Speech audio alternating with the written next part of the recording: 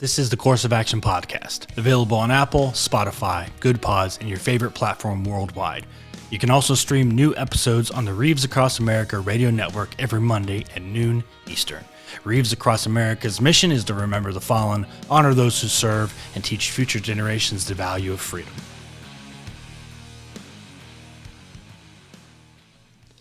All right, everyone, welcome back to Course of Action. I have Brian Anders and Jeff Wilson again, and today we're going to talk something big. It's a big moment for a lot of different reasons. It's going to be the 40th anniversary of the Hunt for Red October, I believe, and you guys got the call to write that book, and I want to know from each one of you, what was it like when that call came in and you guys said, wow, we're really going to do this? We'll start with you, Brian. Well, I was a submarine officer in my former life. I read The Hunt for Red October when I was underway on a nuclear submarine. So, I mean, to get the call to say, hey, we'd like you guys to write the next Clancy book, and then to think about the fact that, wow, maybe we could do sort of the sequel to Hunt for Red October that would come out on the 40th anniversary, that was daunting, and but also really, really exciting.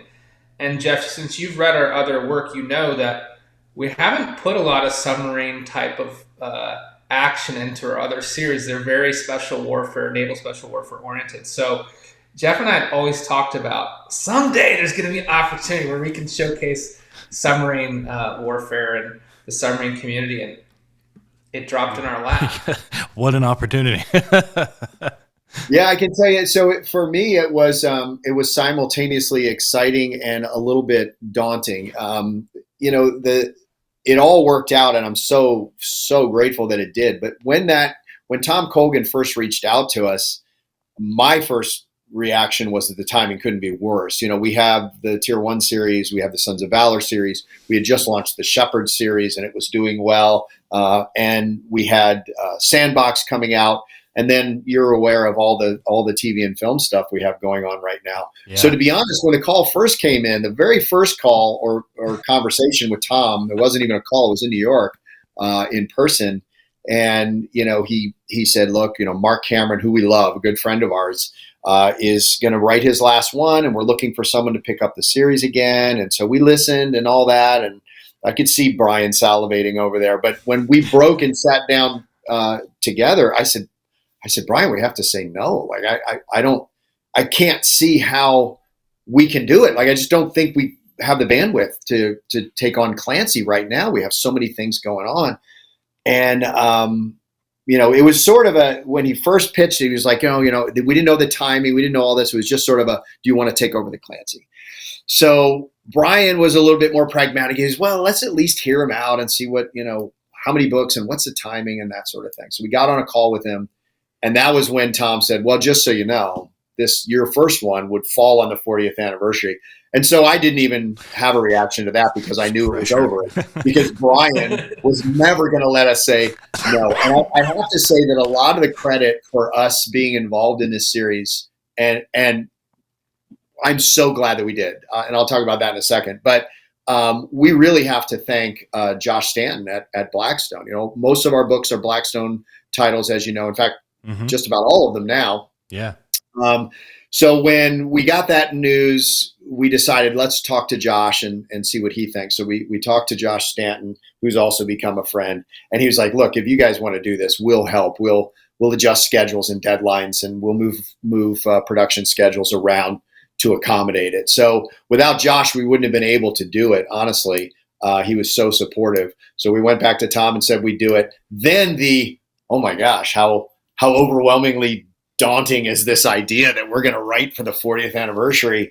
And I was a little intimidated by it, especially not being a submarine guy. And we had gotten permission to write a submarine book. So that was a little bit daunting. But once we started writing, everything else disappeared. I had more fun. I got to tell you, I also grew up as a Clancy fan, read all of the original books, read Hunt for the Red October when I was young, and contemplating a lifelong career in the Navy. So It was an honor, but what made it so fun was being able to take the Andrews and Wilson brand and put our stamp on this universe, because so much has changed, right? Because we're writing this follow-on that occurs decades later, we could bring modern submarine warfare and modern special warfare and covert operations and all that onto the page. And that was so fun to be able to come up with new stuff, but still pay homage to the original work, to the original Hunt for the Red October. The fans of the Clancy series are going to find so many little Easter eggs that were put there out of nothing but love because of how much we love that original book.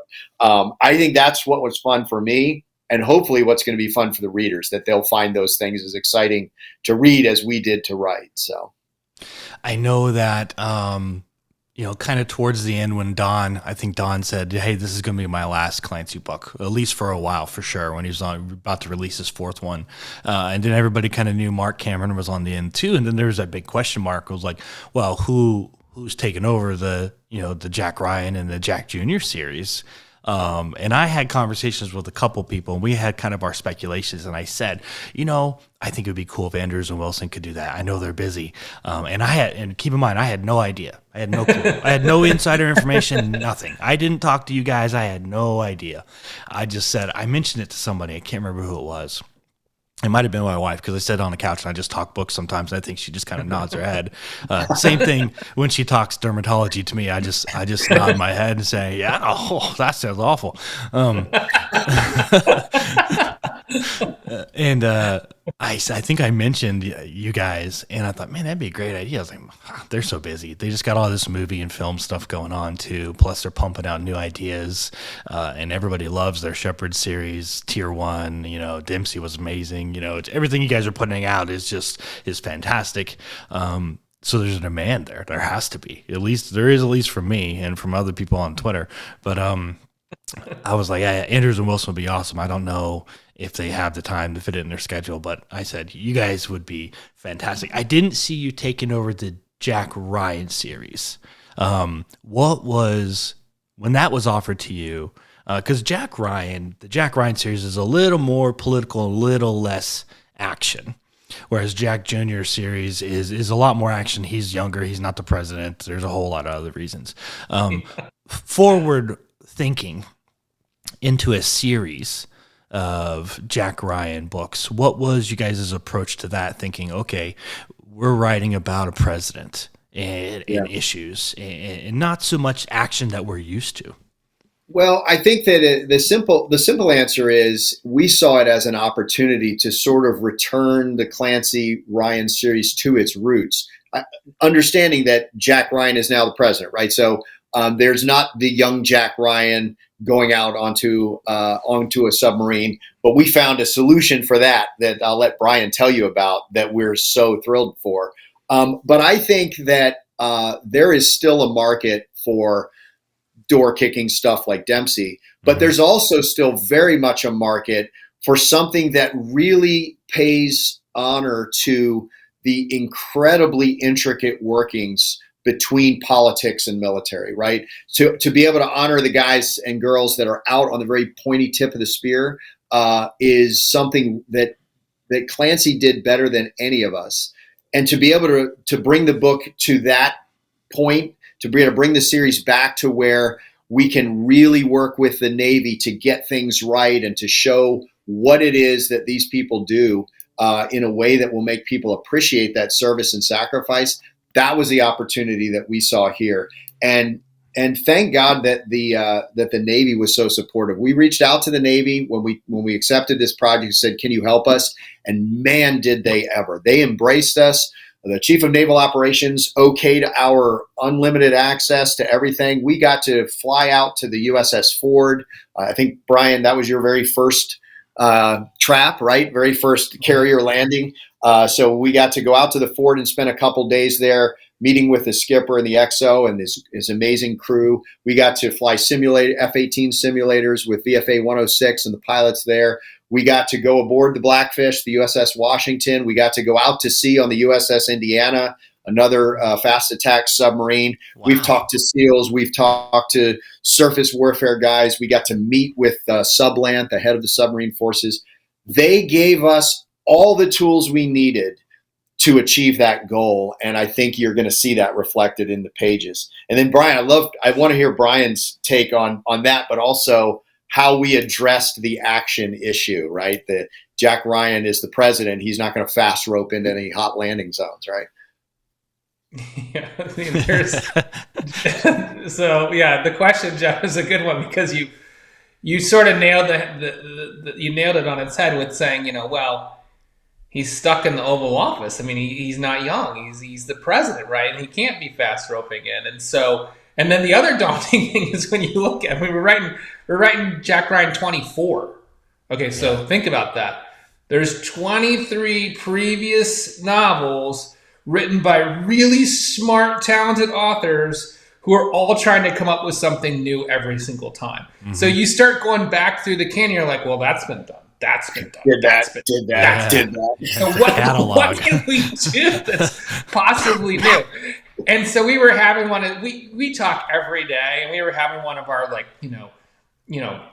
humorous sessions where we were doing that. We're like, what can we possibly do? And then I don't remember who it was, but we were like, all right, now wait, Jack Ryan Jr. has his own series. Who else is in the family? And we're like, oh, Katie and Kyle Ryan. So we're looking back. Which you never hear about. Right. We emailed Tom Colgan. Has anybody done anything with Katie Ryan? He's like, no. And we're like, tell Mark Cameron he can't use her in his last book. She's ours. She's our character. And so we put that stake in the ground. We called Bentley. Don't you dare do anything with Katie Ryan. He's like, all right. I won't. Why? It's a secret. So yeah, we decided that we would bring Katie Ryan to the front. And what's really fun is that we've eliminated all the non-Navy people from the series. So now Jack Ryan is written by 2 Navy veterans, and MP Woodward's doing Jack Ryan Jr. So it's all Navy. It's all controlled by Navy, which is how it should be, right, Jeff? We want Navy dropping the ball. Us Air Force guys never get anything. Right. Never get anything. That's right. The Katie Ryan hook was perfect for us because especially in this first one, we're writing 3 books for the Ryan universe. But this first one, we really wanted, like I said earlier, to sort of honor that first book. We wanted this to not be, we said it's a sequel and it sort of is, but what we really wanted it to be was a fresh, new, modern day approach to submarine warfare that would honor that original book. And in order to do that, we kind of have to have a Jack Ryan, right? We have to have that intellectual dog with a bone who sees through it all, figures it out. And so Katie gave us that opportunity. And so without giving too much away, in our universe, Katie, who was last referred to as a little girl who was almost kidnapped, is now a Naval Academy graduate who has chosen naval intelligence as her career field and has just recently been assigned to the Office of Naval Intelligence. And so she gave us the opportunity to sort of have the Jack Ryan analog for the new version of a submarine book. And so Jack can still be the president. And I will tell you, Jack Ryan has plenty of agency in the books we're writing. He is still doing some really cool things, but we sort of can have his proxy out in the field in his daughter, who is now the young naval intelligence officer who is figuring things out that nobody else sees. And that was a great opportunity to solve the problem for us. What is the process like writing in the Clancy world as opposed to writing in your world? There's a process. You're talking about an entire estate that owns the brand, and you're kind of you're being hired to write into that, as opposed to you're in your Andrews and Wilson world where you have control. It's you and Blackstone. What's the process like? Because I don't think it's that difficult in the sense that the estate has some ground rules and the series has some ground rules, but we were already pretty much aware of those because we're already fans of the series. So there's certain, we don't have any interest in coming into the Jack Ryan universe and being like, we're going to mix things up and change Jack Ryan. Like, you don't change Jack Ryan. Jack Ryan is Jack Ryan for a reason, and we like that Jack Ryan. We want to honor that Jack Ryan. So, I mean, for us, the ideas of, honor, patriotism, principle-based characters and decision-making. Jack Ryan's the president. He's going to behave like Jack Ryan does in every situation. Like, that's not a problem. We're happy to write that way.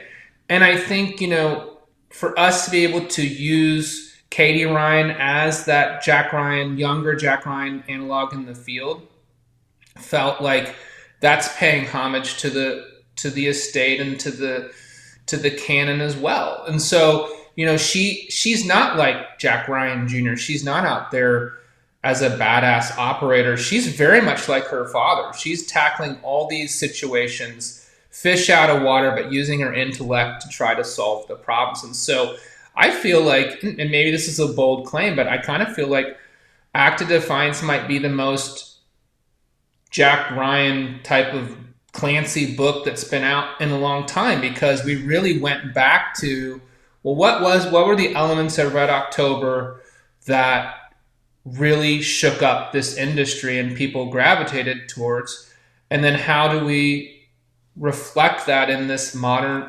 this what the Navy's like 40 years later. And I think we did a good job. Yeah. How did you kind of pull forward some of those things? You said you did a lot of research. You guys went in, the Navy gave you basically a blank check to go do things and check things out. How did you really pull things forward and connect the past to now, 40 years of technology advances, from electronics to how we build our subs to how the Navy actually acts on a daily basis? How did you connect those two in that 40-year gap? Yeah, so that part actually wasn't too hard either, simply because what our goal was for pulling the past forward was really more the character and the ethos, right? And the beautiful thing, as three military veterans here, we all would agree that the basic core ethos of the military has pulled forward over those decades, right? Technology has changed, but the nature and the character of a 19-year-old Marine or a special operator or a ship's captain or whatever has remained consistent, probably since John Paul Jones. And so that part was easy. And then researching the technology to put that ethos and character into a modern setting was fun and exciting. And so it was work, but it didn't feel like work, if that makes sense, right? It was just because it was fun and exciting. So I don't think that part, tying the past and the present together, was difficult. In fact, it was the most fun part. We wanted to show our Navy, right? Our Navy to the reader. What is going on at the pointy tip of the spear today that shows that same ethos and sacrifice that Clancy reflected 40 years ago.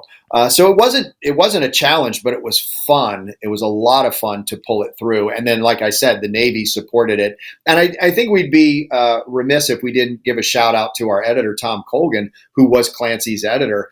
He made it easier still by letting us know, like I know he does with everyone, look, we hired you for a reason. We asked you for a reason. We want you to write an Andrews and Wilson story that honors these things. Don't put the pressure on yourselves to write a Clancy book. Write a Andrews and Wilson book in the Clancy universe. We took it on ourselves to try to return to the Clancy roots, and that made it more work. But he took a lot of that pressure off and gave us free reign to write the way we write rather than try to write the way Clancy writes. So it was one of the most fun books I think I've ever written. I had such a great time. I will say, though, and that's everything. I agree with what he said. I will say, though, that it's interesting in that, as the submarine guy, part of this team, my knowledge was very platform specific, right? Because, I was on a 688 class fast attack submarine, and, I knew my ship inside and out, right? You to qualify and stand watch and live aboard that ship. I was on board for 42 months. Like, I knew that thing like the back of my hand. But, it's a different class of submarine now. We wanted to showcase the Virginia class submarine.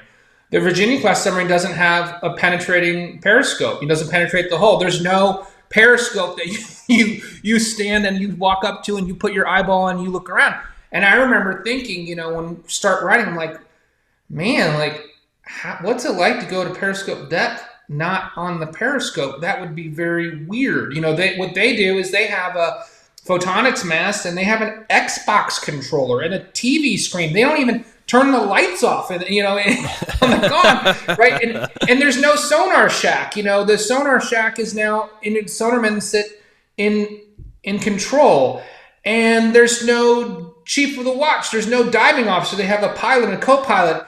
And so that was one of the reasons when we started writing, I was like, Jeff, dude, like, I could write the hell out of a 688, like, scenes, like battle scenes and stuff, but I'm going to get a lot wrong if I'm trying to use my knowledge here and apply it to this. And so that's when we reached out to the Navy, said, not only do you want to showcase the people, we do want to showcase the latest and greatest platforms as well. So he had mentioned we went on the Ford and we went on underway on the Indiana. And what was really cool about that is, now I am 20 years removed from being at sea, to go back to sea on a fast attack and have that same, those memories come, flooding back into my brain. And it's to see how it's changed and how it's not changed. And some things have changed, but a lot of the things are the same. Like the procedures and the cadence and the litany and the protocols, those are all the same. But the watch standards have changed and the technology has changed and the capabilities have changed. And so the Navy did give us access to those things.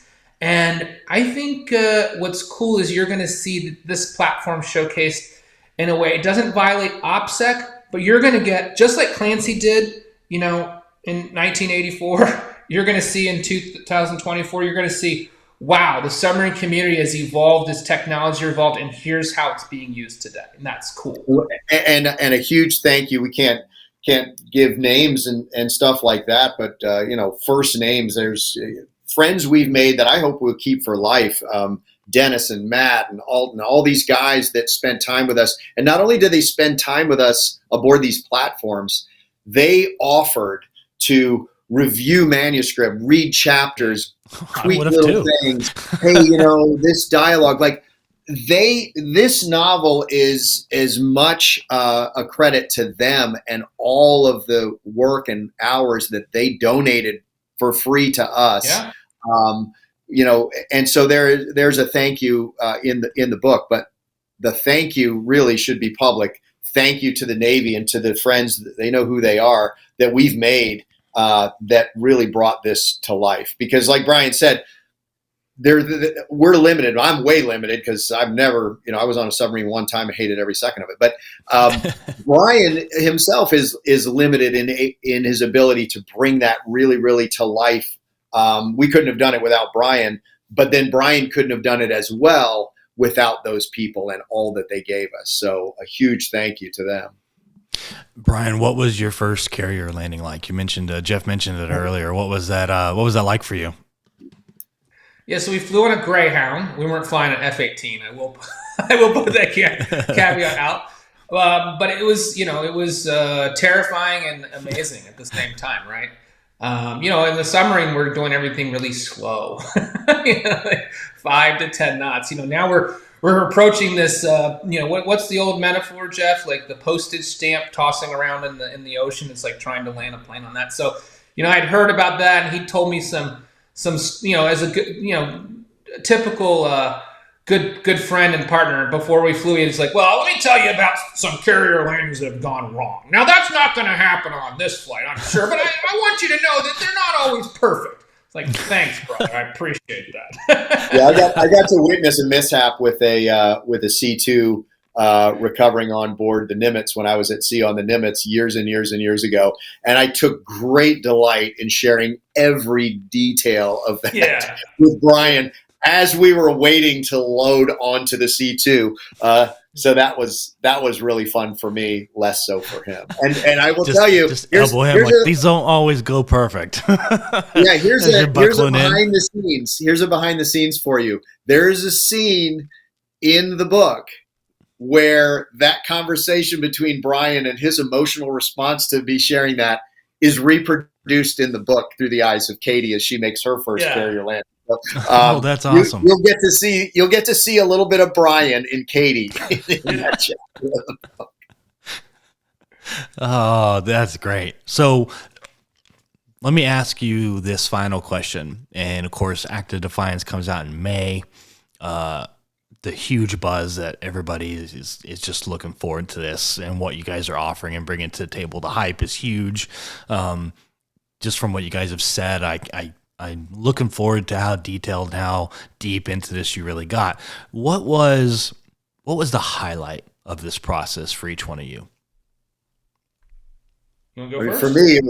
For me, it was definitely the opportunity to interact with the Navy. You know, I loved my naval service. I had a rather eclectic experience. I got to see a lot of and interact with a lot of different communities, from surface to obviously my extended time in special warfare.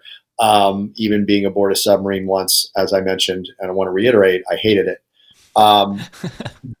But to be able to re-engage with the Navy was definitely the highlight of the process for me. I was so honored with the people we met. You know, each of us as a generation, we tend to look and say, well, back in my day, right? And I try really hard not to be that guy. But here's what I can report from the front lines now.